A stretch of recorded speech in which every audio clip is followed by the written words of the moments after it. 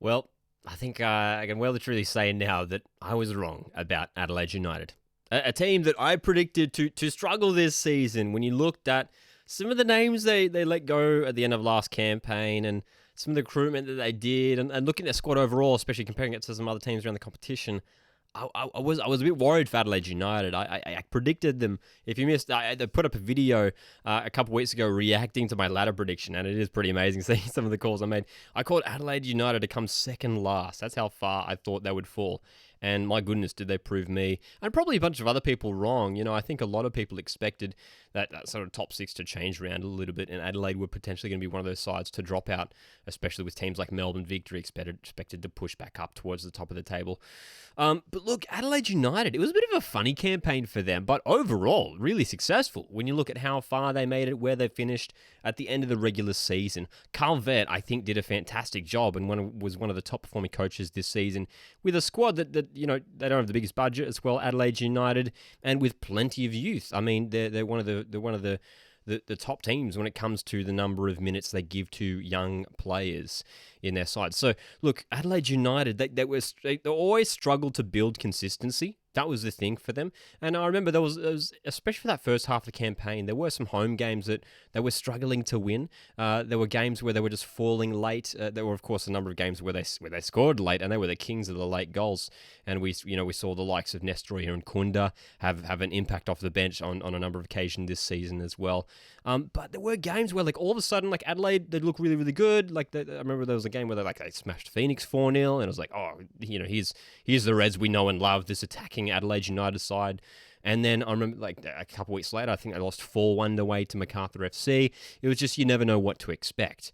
When you look at their season, where it was heading, though, I think the turning point for Adelaide United, where they probably really convinced me. I know they maintained a position in the top six for much of the season, but it was towards the end of the campaign. It was that 3-2 comeback win away to Sydney FC. That's the one I want to highlight. What a win that was. And that really showed that Adelaide were more than just like an exciting side who could come back and score late. They showed that they had that grit and that heart. And yes, they did come back late in that game, but in a clutch game like that, where Sydney FC were really playing to keep their season alive, and Sydney FC were in a position to win that game up 2-1 at home, and Adelaide just stepped up big time at the end, and I was like, this Adelaide side, they just never die.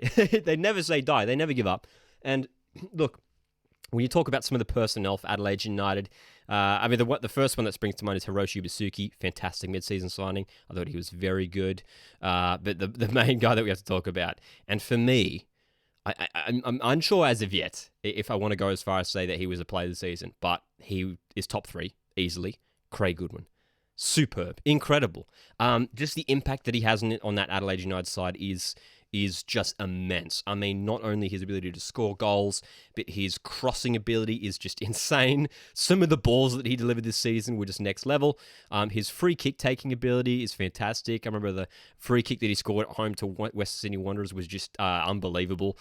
Craig Goodwin is an extremely good player, and I'm not sure where it is at the moment from the point of this release, from the date of this video release. I don't think a Craig Goodwin deal has been announced yet, but they are trying to lock him down for next season.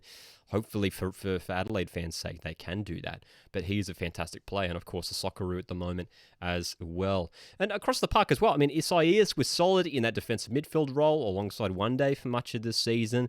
Lockie Brook came and gave some spark off that wing. And we have to bring up the fact as well that Adelaide let more than they let the highest number of players go mid-season, more than any other club. When you look at Stefan Mork leaving, Ben Halloran leaving as well, and there was rumours surrounding a bunch of other players as well. Zach Clough came in as well, but it was some of those younger players who really stepped up in the holes that those guys left. When you look at Bernardo Oliveira, had some great games.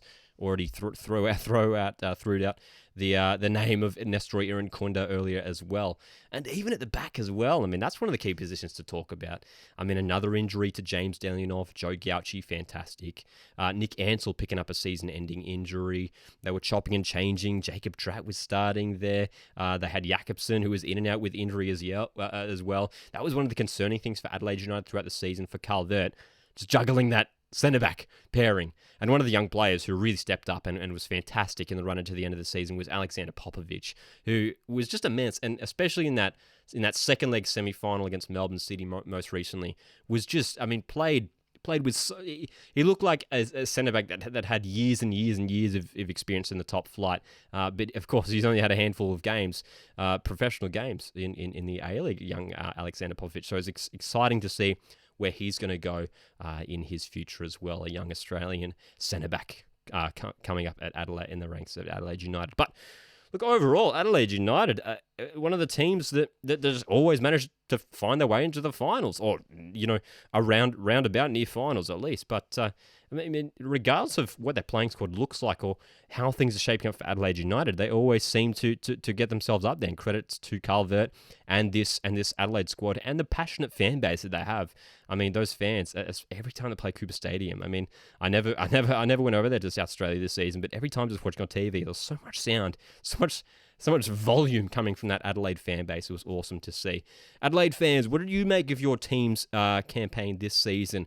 Again, so close to a grand final, just one game away for the second consecutive season. Can Adelaide go one step further, make it to the grand final next year? Let me know down in the comments.